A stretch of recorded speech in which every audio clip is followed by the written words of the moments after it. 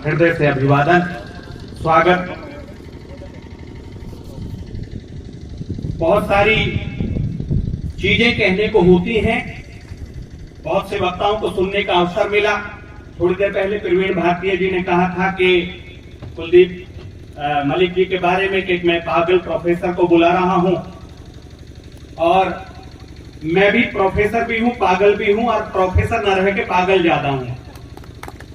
पागल ज्यादा इसलिए हूं कि हर वो काम कर रहा हूं जो यहां की व्यवस्था को बदलने का प्रयास कर रहे हैं। प्राधिकरण में 70% से ज्यादा हमारे लोकल बच्चे लगे हुए हैं ग्रेटर नोएडा में, और 70% से ज्यादा ठेकेदार जो भ्रष्टाचार में लिप्त हैं वो हमारे लोकल लोग हैं। किसी भी पार्टी के मंत्री के, किसी भी पार्टी के जो जाने माने लोग हैं उनके, और उनका मुझे पता कैसे पड़ता है, क्योंकि जब उनके विरुद्ध आवाज उठाता हूं तो कोई ना कोई पिताजी के पास पहुंच जाता है कि नहीं बालक थोड़ा दो पैसा कमा ले रहा तो कुछ खास दिक्कत है। तो मैं अजी खाका माने में तुम्हारी कोई बात हो तो तुम बताओ, तुम्हारे यहाँ झाड़ू न लग रही हो तो तुम्हारा लगवा देंगे, तुम्हारे यहाँ की नाली साफ न हो तो तुम्हारी करवा देंगे, पर यदि बालक लग गया पता न दया राखियो, यहाँ पे हल्का हाथ राखियो। यहाँ पे पर फौजी हूं, 19 साल फौज में रहा हूं, तो हाथ हल्का रखूं कैसे? हाथ तो टेढ़ा रखना पड़ेगा। हम फौजियों के बारे में यह भी कहा जाता है कि हमारा दिमाग घुटने में होता है। किसी मंत्री के लड़के को मैंने छेड़ दिया, उसने खबर पहुंचाई, क्या उससे मास्टर के लौंडा को कह दीजिए कि घाटे तोड़ देंगे। मुझे कुछ भी जरा भी पीड़ा नहीं हुई, लेकिन उस आदमी ने जिसके हाथ खबर पहुंचाई तो उसने ये कहा कि आपके पिताजी 30 साल से 40 साल से विधायक है, मंत्री हैं, और उसके बाद भी एक छोटा सा आदमी यदि मंच से तुम्हारा नाम लेकर बताता है तुम भ्रष्टाचारी हो, तो सोचने की जरूरत तुम्हें है कि उसमें इतनी हिम्मत आई कहां से। मुझ में कोई एक्स्ट्रा हिम्मत नहीं है, वही 206 हड्डियां मुझ में है, कभी टूटी भी मिल सके किसी दिन आपको। हो सकता है आप में से कोई मुझसे मिलने जाए जेपी में या कैलाश में या कहीं पे किसी हॉस्पिटल में, मुझे बिल्कुल भी डर नहीं लगता उसका। जब पाकिस्तानियों से डर न लगा तो अपनों से क्या डर लगा? अपना मारेगा तो छाए में तो फेंकेगा, वो तो पता नहीं क्या करते मेरे साथ। तो जो यहाँ पे बोलने आते हैं यदि वो सही से ना बोले तो भ्रष्टाचार कर रहे हैं, पर जो सामने बैठे यदि वो सही से ना सुने तो वो भी भ्रष्टाचार कर रहे हैं। इसलिए अपने हाथ से मोबाइल निकाल दो और जोरदार तालियां बजाओ। मोबाइलों को जेब में रख लो सारे के सारे। एक भी आदमी के पास यदि एक भी बार मुझे मोबाइल पे पीछे भी और आगे भी यदि बात करते हुए लग रहा है, इसका मतलब वो मुझे सुन नहीं रहा, और सुन नहीं रहा तो भ्रष्टाचार कर रहा है, चाहे थोड़ा सा ही कर रहा है, जितना उसे मौका मिल रहा है उतना कर रहा है। तो फिर किसी और भ्रष्टाचारी की तरफ उंगली उठाने का उसे कोई हक न मिलेगा। तो इसलिए अब के बाद में हम जितनी भी बात करेंगे तो निश्चित रूप से मैं उम्मीद करता हूं कि मेरी बात सुनने लायक हो कि ना हो, पर जब मुझे मंच दे दिया गया है तो अब आपको सुना के तो रहूंगा। ये एटीट्यूड तो मुझे फौज ने और मेरी संस्कृति ने दिया है। प्रवीण भारतीय के चेहरे पर अजब सी चमक दिखाई देती है। मेरी 70 साल की माँ है, अनेकों बार वो उस पीढ़ी की माँ है जिनके पास में बच्चे जाते हैं ना, आज बेटा तो पुरस्कार दूं। अब नई वाली महिला को तो पता ही नहीं क्या पुरस्कार था। पिछली वाली बुढ़ियों के पास आप जाओ, जब उनके पैर छूते थे तो वो कहती थी बूढ़ सुहागन सेल सपूती, भैया बाप जीवते रहे, कमानी आ रहा बनो रहे, खाने नहाने को दे भगवान। इतना आशीर्वाद उनके पास देने के लिए था। आज जब किसी नई महिला के पास आप पैर छूने जाओ तो कहते बाबा बस गले लग जाए करो, है ही ना उसका आशीर्वाद देने की। यदि ये शक्ति आप प्राप्त नहीं कर पाएंगे तो दूसरे को देंगे क्या? बहुत बार इसके चेहरे में प्रवीण के चमक दिखाई देती है, और ये लगता है ये चमक आई कहां से, तो स्वयं श्रीवास्तव नाम के कवि हैं, उन्होंने एक कविता कही और मुझे लगा कि ये तो शायद प्रवीण भारतीय का रूप लिए कहा है उन्होंने। तो मुझे लगा कि इस मंच से मैं उन चीजों को आपके सामने दोहराऊं। पत्थर की चमक है न नगीने की चमक है, चेहरे पे सीना तान के जीने की चमक है। पत्थर पे चमक है न नगीने की चमक है, चेहरे पे सीना तान के जीने की चमक है। पुरखों से हमें विरासत में कुछ ज्यादा न मिला था, जो दिख रहा है वो खून पसीने की चमक है, जो दिख रहा है वो खून पसीने की चमक है। बहुत सारे लोग कहते हैं भाई 11 साल में प्रवीण तेरे मारे तो सीओ अरुणवीर सिंह भी खड़ा हो जावे, लोकेश भी खड़ा हो जावे, जहां भी तुम जाते हो कलेक्टर भी खड़ा हो जाता तेरे लिए, तेरी तो बड़ी धमक है भाई। तब प्रवीण कहते हैं, उनके शब्दों को मैं यहां से कह रहा हूं कि दुनिया समझ रही है चमक गया हूं मैं, दुनिया समझ रही है चमक गया हूं मैं, पर दिल ही जानता है बहुत थक गया हूं मैं। आसान लग रहा है सफर देखने में, मगर दीवानगी की आखिरी हद तक गया हूं मैं। 35-37 साल का प्रवीण भारतीय, एक बेटा एक बेटी है, आज तक किराए के घर में रहता है, ग्रेटर नोएडा में रह के अपना मकान नहीं है। आगे को कैसे उन बालकों की उच्च शिक्षा का प्रबंध करेगा, कैसे उस लड़की के फेरे घेरेगा और कैसे अपनी बाकी व्यवस्थाओं को करेगा, इसकी कोई गारंटी नहीं है। लेकिन कहीं ना कहीं ये उस चिड़िया से प्रभावित है जो पेड़ पर बैठती है, जैसे ये नहीं पता कि अगले मिनट खाना कहां से मिलेगा। जब भगवान उस सोती हुई चिड़िया को पेड़ से नहीं गिरन देते तो प्रवीण भारतीय को कैसे गिरन देंगे। प्रवीण भारतीय आगे बढ़ते चले जाएंगे, और जब प्रवीण भारतीय के साथ में मैं भी चला तो मुझे ऐसा लगा कि जिस रास्ते पे चल रहे हैं उस पर है छल पड़े। जिस रास्ते पे चल रहे हैं उस रास्ते पे है छल, बहुत प्रपंच है इस पे पड़े। कुछ देर के लिए मेरे माथे पे बल पड़े। हम सोचने लगे कि यार लौट चले क्या, हम सोचने लगे कि यार लौट चले क्या। फिर सोचा यार छोड़ो, चल पड़े तो चल पड़े, अब चल दिया इस रास्ते पे तो आगे बढ़ेंगे।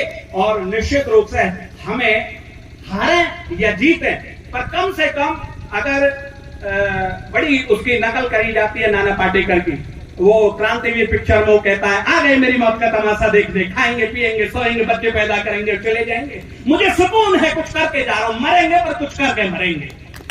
अब आप में से जिस किसी को सोचना है कि कुछ करके मरना है, या बस ऐसे ही कि क्या नाम फलाने का कुल्ला कर में उन्नी मट को दिखे है।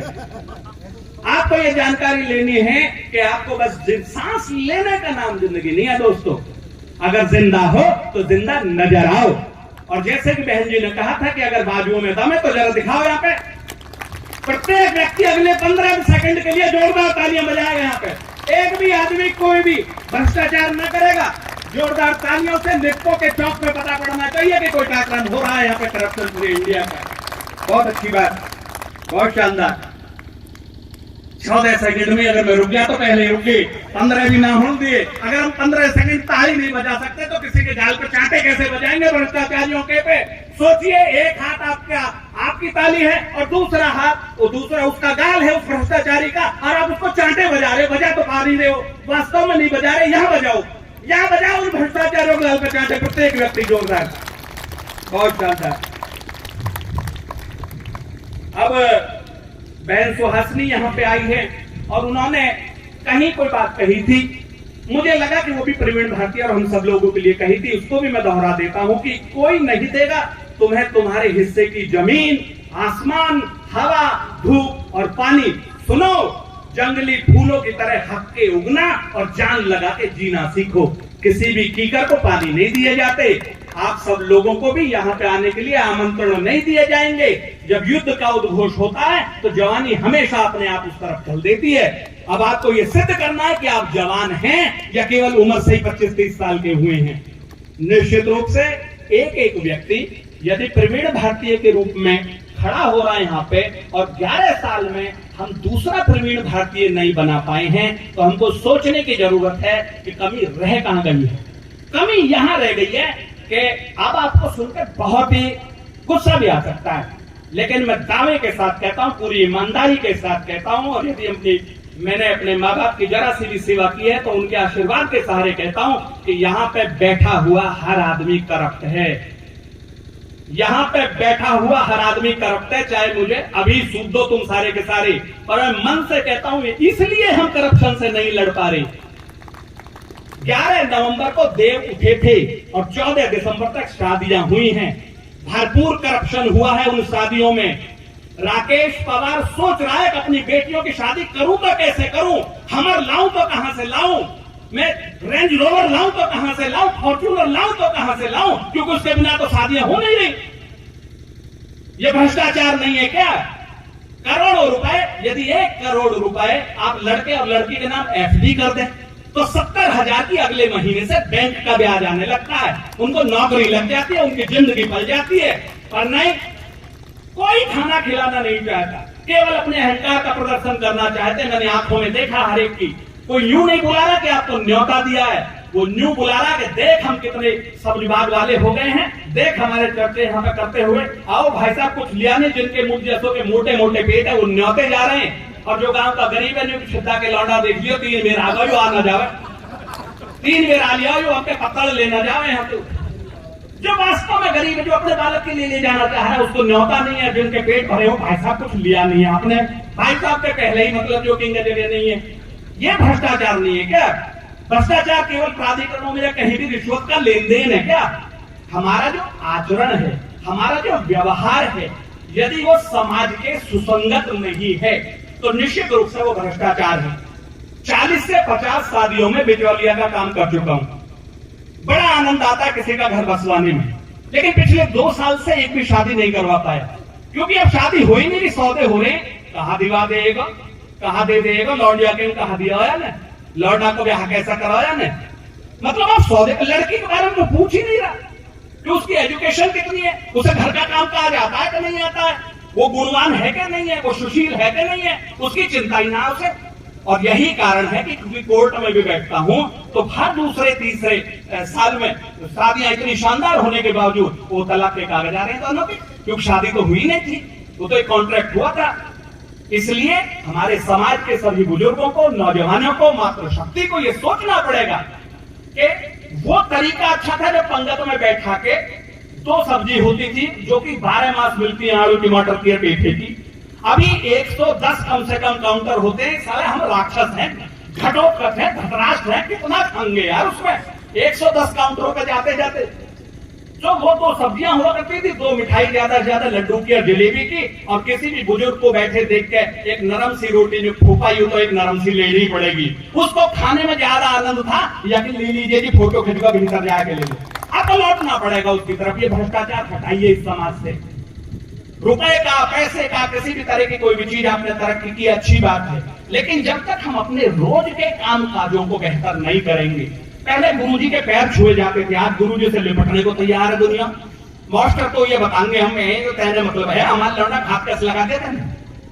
मेरे पिताजी उस दौर के मास्टर थे कि जिस वक्त यदि किसी बच्चे ने घर जाके शिकायत कर दी कि मुझे मारा है गुरुजी ने, तो आए के उसका बाप ये कहता था, मास्टर जी मारने में कुछ कसर रहेगी दिखा, या कि हिम्मत कैसे होगी तुम्हारी शिकायत करने की, तोड़ दो, या कि हड्डी हड्डी हमारी है मौत तुम्हारा। हमको बाप के और मास्टर के हाथ में फिर से डंडा देना पड़ेगा। मेरा तो बाप भी था और मास्टर भी था, तो मैं पिटाना हूं, छिता हूं, भरपूर तरीके से छिता हूं, इसलिए आज यहां पे बोल रहा हूं सच्चाई को। और वास्तव में यदि इस समाज को सुधारना चाहते हैं तो गुरु के हाथ में डंडा दीजिए। पहले पिताजी से बचाने के लिए मेरी मां आ जाती थी, और मां को एक तरफ धक्का दे देना, यहां से मैं जानू या कहा करना। और आज की डेट में यदि बाप ने मां से, बच्चे से थोड़ा बहुत कुछ कह दिया तो मां तुरंत कुछ कही, आसू रोटी ना खा रही हो, मुंह उतर रहा है, अरे मैंने कहा कही भैया, मैं न कही कुछ भी, और कहीं भी तो भैया मैं तो हाथ जोड़ के माफी मांग रहा हूं, आपके पीछे न कहने को। अगर हम ऐसी संस्कार विहीनता अपने घरों में ला रहे तो क्या ये भ्रष्टाचार नहीं है?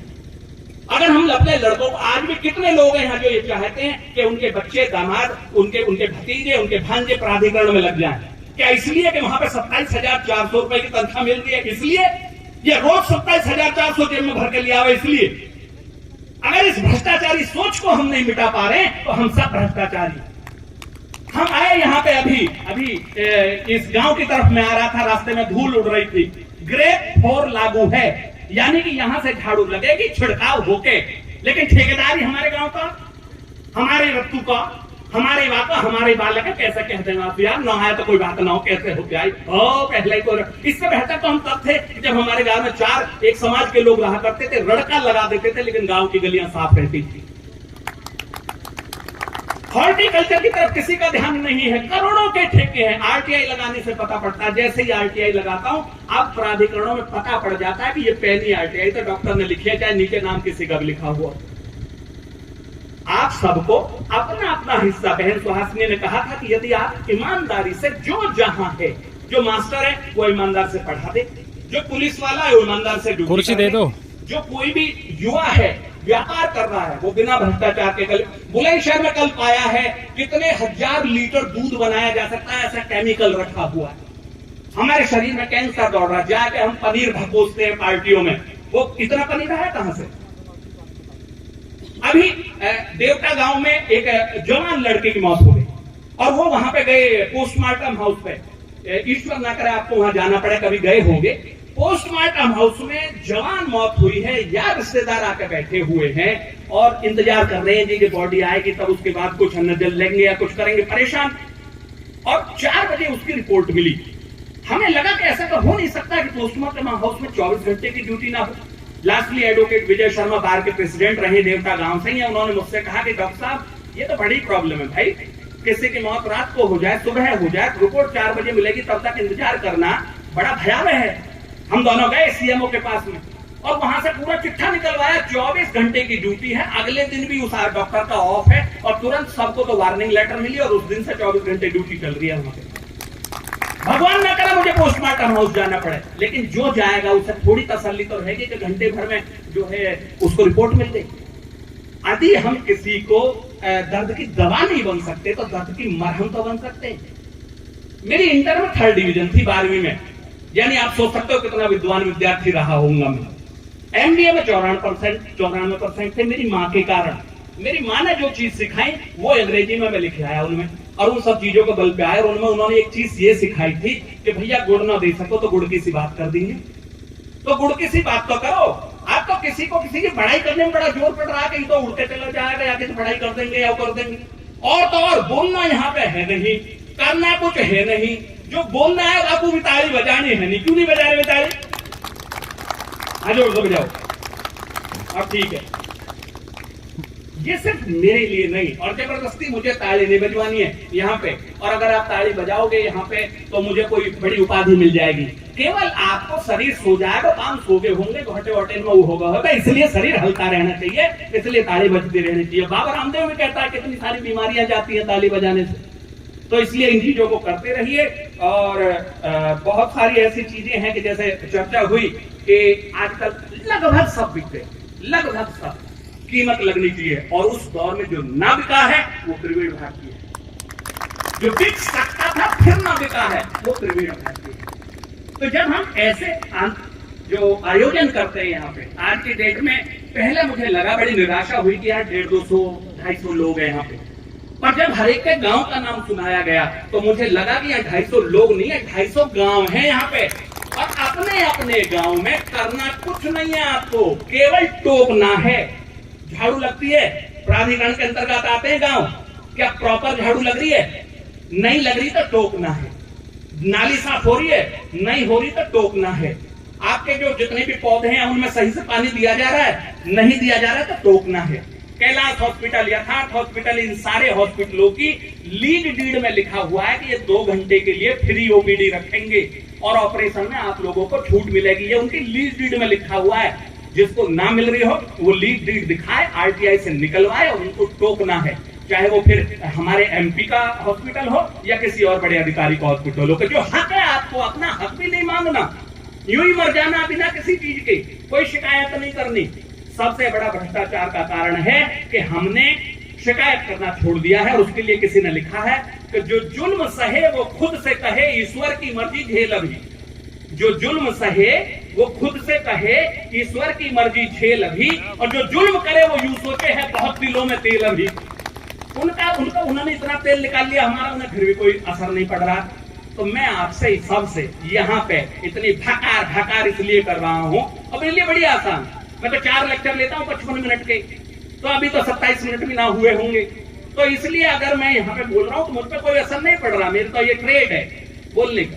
पर फिर भी बोल के ये कोशिश कर रहा हूं कि आपके भीतर की कोई भी कोशिका आज जागृत हो जाए।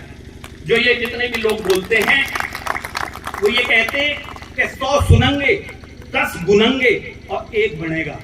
तो यहाँ 250 सुन रहे हैं, जिनमें से 2.5 गुनेंगे और जितने भी बन जाएं उतने त्रिवेणी भारती अगर मैं आज यहाँ के बना के जा पाता हूं तो मेरा जीवन धन्य हो जाएगा। बहुत सारी बातें आपसे कहनी है। हर एक क्षेत्र के विधा के लोग यहाँ पे हैं। यदि ये लोग भी संगठित हो जाएं तो निश्चित रूप से हम करप्शन का कुछ ना कुछ तो कर देंगे। ये नहीं पता क्या करेंगे, पर कुछ ना कुछ तो कर देंगे। और कुछ ना कुछ को कहते हैं ऐसी तैसी कर देंगे करप्शन की। बहुत बहुत जोरदार, हल्की नहीं।